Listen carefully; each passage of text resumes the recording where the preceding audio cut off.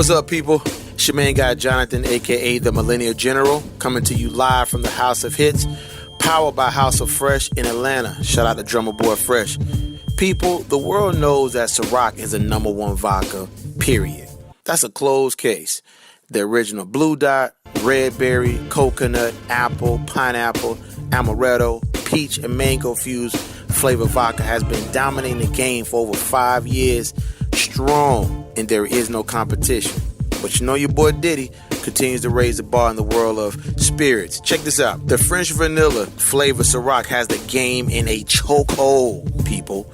This flavor vodka makes a believer out of every vodka and non-vodka drinker everywhere. You can't help but sign off on this. For real. The rich velvety taste of vanilla cream combines with hints of vanilla bean, resulting in a taste experience that is so smooth, so elegant.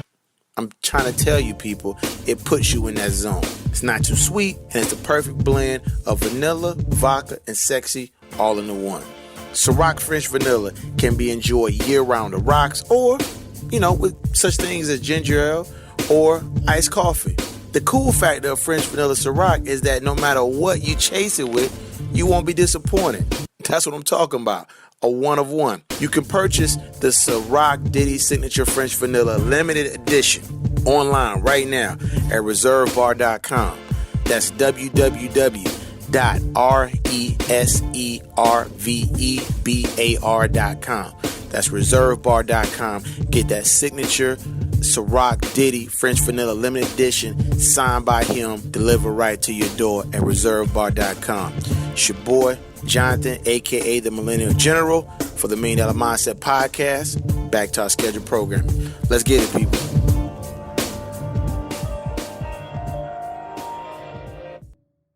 This is Jonathan with the $1 Million Mindset Podcast, hosted on the Talk to Shaylin radio circuit, powered, syndicated globally on the REI Radio Network. People, we are the new voice of millennial music. Radio Pushers TV is the number one music and millennial TV network, now streaming globally on Amazon Fire TV and Roku. Again, Radio Pushers streaming globally on Amazon Fire TV and Roku. www.radiopushers.tv. The $1 Million Mindset is one of the dopest broadcast platforms in the world, because what you hear from some of the coolest people in business, in philanthropy work, in entertainment, in the entertainment world, are stories, trials, tragedies, journeys of inspiration that move you to your core. It gets you up out of your seat so you can really understand how people really rise to the top, how a rose can actually grow from concrete in Harlem. Today is no different. When you come to the $1 Million Mindset Podcast, you are going to go inside the actual brain of an artist itself and really understand exactly what they are in that fashion. What makes them tick? What makes them respond to difficult situations? How do they handle those dark moments? What drives their engine the most? And most importantly, how do they view themselves versus the world? This podcast delves into their day-to-day grind, how they get up in the morning, how many hours do they really put in, the sacrifices they make that you do not see. This is what it is all about. I'm honored, and I mean super honored today. I mean really honored to have not only a major African-American actor, television producer, digital content provider, serial entrepreneur. Markuann Smith is one of the most creative minds in Hollywood and is a great representation for African American film. Markuann, I am excited, and welcome to the $1 Million Mindset Podcast, brother. Thank you, brother. I appreciate you taking the time to have a conversation with us. Well, you know how to give you that Diddy intro, fam. I like that, brother. Felt like I was on a red carpet somewhere. No doubt, man, no doubt. Let's jump right into it. You have accomplished a whole lot. Okay, I'm going to cut straight to the chase. I mean, college degree, Morgan State University. Shout out to MSU. in broadcast and communications, bachelor's degree on that. You have worked in the entertainment business for 2 decades plus strong. You've been in the company of legendary moguls, Sean Combs, working side by side with the greatness of Sean Combs, Bad Boy Entertainment. You've provided assistance and content and your expertise in the entertainment business on major levels, on major platforms. I want to ask you this question. If we remove all of that and you look in the mirror and it's just you, nobody else around, when you look into the mirror in the morning at 5 a.m. or 4 a.m. or whenever you get up, what do you see in yourself as a man in 2019? Well, it's kind of hard because a lot of times people look at your breakthrough and they haven't seen what you've been through. So when I wake up in the morning time and I look at myself in the mirror, I just think of perseverance, ambition, and just realizing that life is too short. You only get one chance at this. And every time that you are able to wake up and open your eyes and inhale that oxygen in your lungs, you better go out there and accomplish your dreams. And there's no excuses for anyone that can't. Definitely. And the reason why I asked that question is because the world may see you in one way, but knowing how you see yourself, you explaining that is major because, the mental scars you have that people can't see, the different things that drive you, that's a part of you. That's a part of the whole experience of you. Am I right or wrong? No, absolutely. I mean, because, a lot of people, especially in this business that I work in, people see the flash and they see the lights, they see the fine women, the cars, but they don't look at the dark side of it because, I've walked in the dark a lot, with just a flashlight in my hand, not knowing sometimes, what tomorrow may be promised. A lot of people want success, but are they ready for success? Are you ready to eat ramen noodles? Are you ready to have tuna fish sandwiches while everybody's eating steak and lobster? Are you ready to fly in buddy passes? Are you ready to sleep on people's couches? Are you really ready for success? I've always had that mind state that you can either chase your passion or chase your pension. And I'm all about chasing my passion. This has not been an overnight. It's been a marathon. It hasn't been a sprint. And then sometimes you just got to tie up your shoes and just be able to just persevere and just look at the finish line. Right. No, I respect that totally. I want to talk about this part. Harlem is one of the most decadent, epic, fashionable, most culturally driven places in the world, to say the least. I mean, everybody from Harlem, Dapper Dan, just everybody. Explain briefly how your Harlem roots, how they help you navigate through this entertainment terrain. Well, I came up in Harlem and I was raised in Queens, so you have to I can't forget about Far Rockaway, Queens, which is the 6th borough. Okay, no doubt. We got 5 boroughs in New York, and it's considered that the 6th borough. So I have a little Manhattan in me and a little Queens in me. And coming up in Manhattan, it was just different. You could tell somebody from Brooklyn, you could tell somebody from Manhattan, you could tell somebody from Queens, you could tell somebody from Long Island. I always had that mentality that I was always into the culture. I was always into figuring things out, seeing how people moved. I was a very observant person. After I left Harlem, which is very fashionable. Harlem is known for fashion. Harlem is known for, you can have $1 in your pocket, but you're going to come out looking like $1 million. You know what I mean? That's why people used to come from everywhere to go to Gap again and get coats and sweatsuits and things it's like the fashion capital of the world. So then I moved out to Queens, and Queens is just a different beast. Far Rockaway was definitely it was the ghetto. As a kid, when you're hearing gunshots, you're wondering the last day of school if you'll be able to make it back in September, because you never know what's going to happen during the summer. Right. And I think what really kind of kept me going was having an older brother who was an artist by the name of Father MC. He was signed to Uptown Records. And he gave me the opportunity to to go on the road and travel with him, where I was able to see different cultures. I was able to travel across the United States and go places I probably would not have gotten an opportunity to be able to see. I mean, because I was a knucklehead. And I think what really opened my mind up and was very creative is, like, I used to love movies when I was younger. I used to sit in a dark room and I would watch movies like On the Waterfront, Raging Bull, Rebel Without a Cause. Like, I used to just know directors. Like, I would know Sergio Leone. I would know Scorsese, Coppola. I was just like a geek for movies, and it was just my way of still being creative and not having to deal with the outside world, what was going on outside. Gotcha. I want to talk about, and that's a very introspective look at how your roots, how they have provided such a strong foundation for your brand, your life, your culture that you have created around yourself, and just a pure organic atmosphere. Let me ask you this: your college, your collegiate background, and then your pure natural hustle. Take your college background, take your hustle, take what your parents gave you, your God-given ability, put it in a pot, stir it all up. What is, and then once that comes out, what is the competitive advantage of a company or a brand working with you? Like, what is the advantage of working with a brand or a company like yours? Well, I just say this.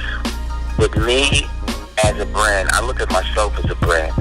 I'm the type of person that I'd rather be dead if I can't be creative. Because if I'm not being creative, it's like you're sucking life out of me anyway. So a lot of people out there will say they have brands and say they have different opportunities going on, but do you really have it? Do you really have the template?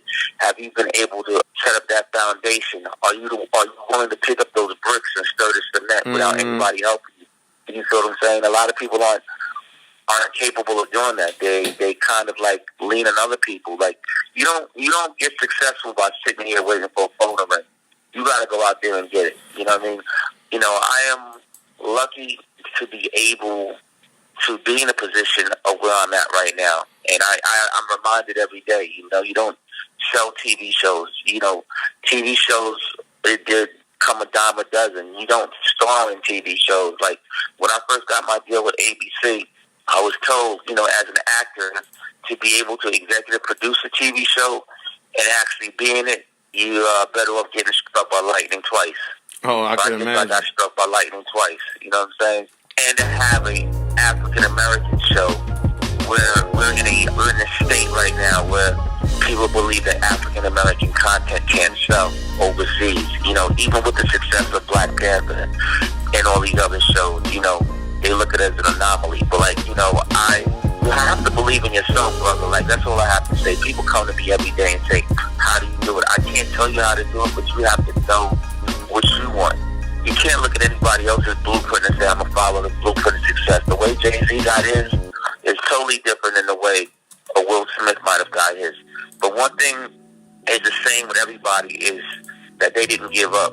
They believed in achieving what their dreams were. And if you can get that and keep that in your heart, and keep that in your mind state, and use that as a workout tool, as a muscle, you're right. You know, but a lot of people want success, but they're not ready for the heavy lifting. Yeah, you know, there's a saying I have called "War Ready," and I said there's a war on being great, and people always say, "What do you mean by that?" I said, nobody's gonna let you come in and claim king and claim you the greatest without fighting for it and without giving everything that you have for everything, because this is, people literally die over their dreams. They die over pursuing the thing that they love the most. So if you're going to be a company, if you got an idea, if you got a concept, if you got a song or a movie and you want that thing to be everything, well, guess what you have to do? You have to be willing to give it up. You have to ask yourself, what are you willing to endure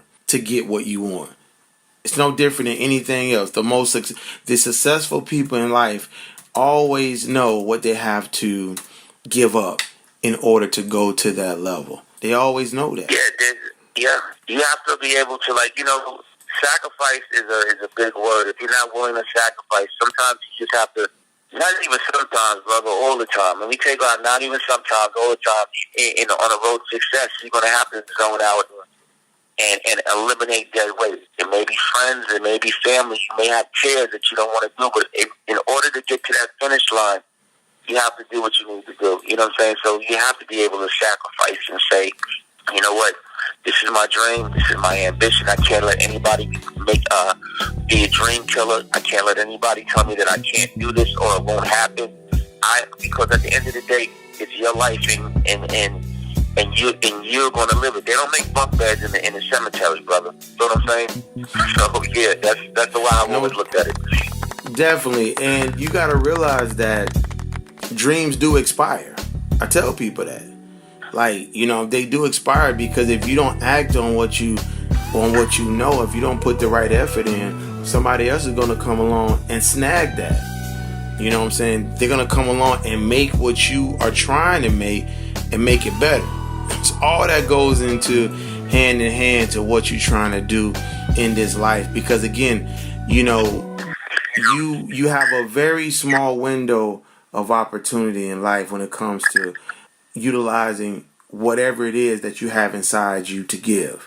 So that I have to say one thing to what you were saying. I don't believe dreams expire, and this is the reason why I'm saying that. There shouldn't be a deadline in your dreams. You shouldn't be 80 years old when you want to be an actor and say, too old to be an actor, or I'm too old to be an accomplished painter. It's like, don't never give up on your dreams. You have to go out there and get your dream. Because if you look at people like Samuel L. Jackson, who was 47 years old, he was on drugs, and he became a self-proclaimed thespian later on in life. If you look at Charles Dutton, who went from jail to Yale. You look at Tim Allen, who did 2 years for cocaine dealing to become one of the top white household names for children movies. So there should never be a deadline. So dreams don't expire. You know what I mean? You're expiring. It's you just giving up. You know what I mean? So if you have to crawl to your dream to get it towards that finish line, go out there and get it. If you have to roll, go out there and get it. Just never give up. Right, and just to add a little back on that again, the reason why I made that statement respectfully about dreams to expire, if you sit and you want to be the biggest record executive in the world, and you sit there and you don't put in the work, absolutely. And you go in and you go out there and start doing things anti that, just like Samuel Jackson turned his life around, that doesn't happen for everybody, because not everybody is Samuel Jackson. Not everybody is Anthony Bourdain, who was homeless and rose to greatness, was a millionaire, but still killed himself. What I'm saying is there's special cases in the world that happen, but for everybody doesn't get that green light. Some people have to run a red light, run a yellow light.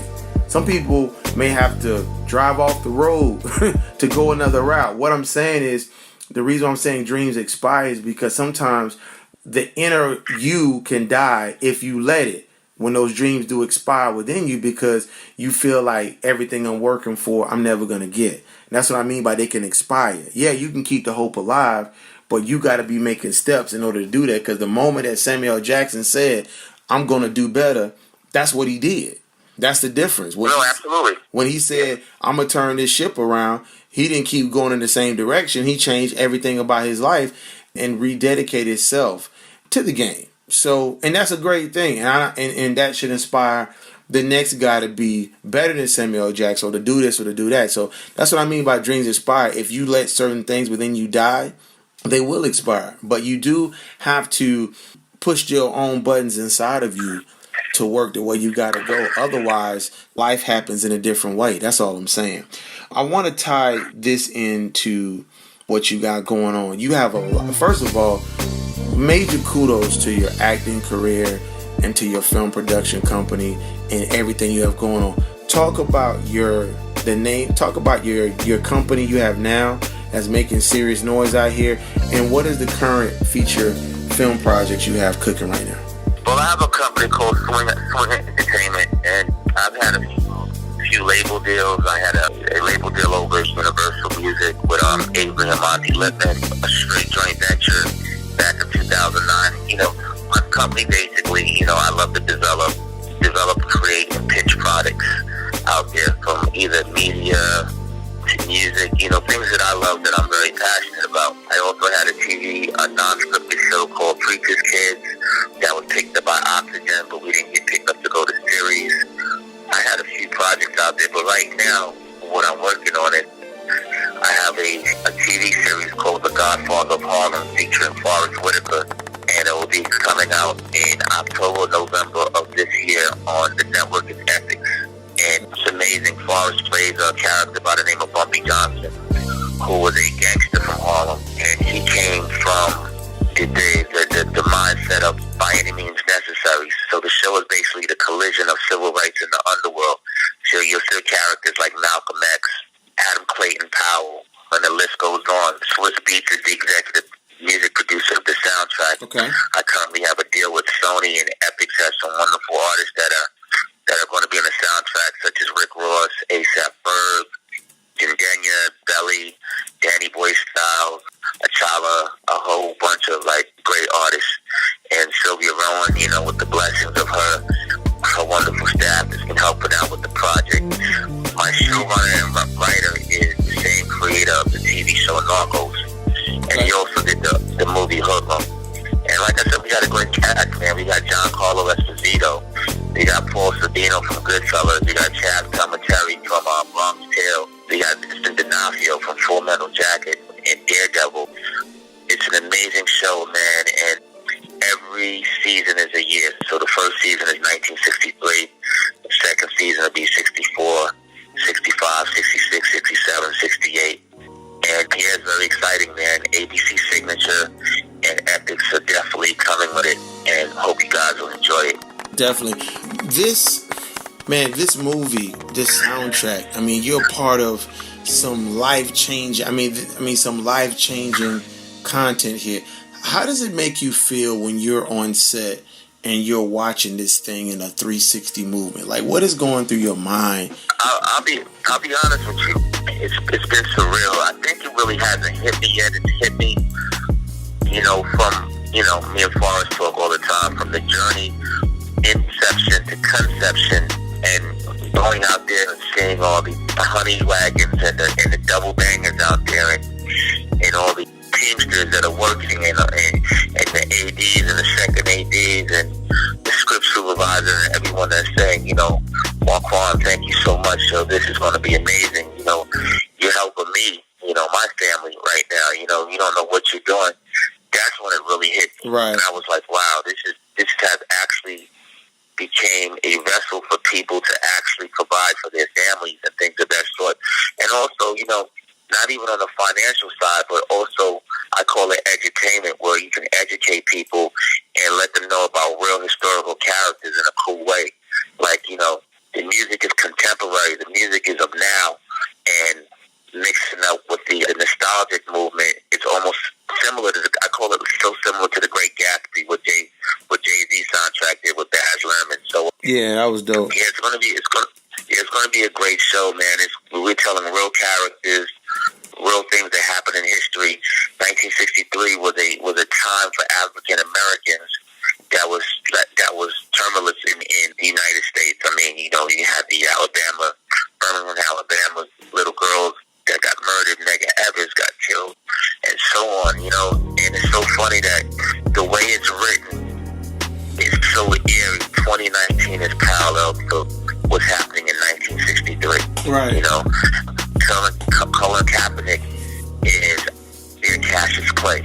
You know what I mean? It's just like the opioid crisis was just as bad in 1963 as it is now in 2019. We're talking about everything that's happening in America with racism, with civil rights, with all the movements out there, from the Me Too movements to the LGBTQ movements, and the list goes on. Okay. How can people reach you on social media? Give out your Instagram and your Twitter handles real slow. And Facebook. Oh, my Instagram is at MarkuAnn. That's at MarkuAnn. And Twitter is the same, at MarkuAnn. Got it. And what have you enjoyed the most about being on the $1 Million Mindset podcast today? Man, what I love about your podcast is that you are being a vessel to educating people and never giving up your dreams and showing them the right way on how to go about doing it. And not just throwing people out there and telling them to swim, but actually talking to tastemakers and brand influencers who are able to position and help people with knowledge. And you serving the community, brother. Definitely, I appreciate that. Definitely. Well, listen, the thing that I like about you that's so great is the fact that to me, this is what I feel inside of me. To me, you are a person, one word, authentic. Everything about you feels and gives off the vibe of 100% authenticity. It's like there's a calmness in your voice. It's calm. It's strong. There's a vibe I get because I was born with the gift of instinct. So there's an instinctive feeling I get when I hear you speak on things you speak on. And that's a great thing. You come across as very, very authentic in everything that you say and do, and most importantly, what you believe in, man. So I just want to tell you that, our team looks forward to working with you more. Definitely putting some of your content on Radio Pushers TV, because we are the #1 music and millennial TV network. So we definitely want to do that. Any kind of content you have, you want us to broadcast, we can do it. Schedule it as well. Come on at a certain time, so all your people can tune in from their smart TV and watch it, or they Fire Stick or Roku player, or they can watch it from our website, whatever, because you have great content. You're an excellent movie filmmaker, digital content provider, CEO, most importantly, college educated, and you have such a strong foundation and culture in the music business, and you protect the culture. So I love that about you, brother. So salute, keep grinding, keep hustling, man. All right, and thank you for being on the $1 Million Mindset podcast, man. Thank you for having me. Let's get it, fam. Let's do it. Peace. Perfect.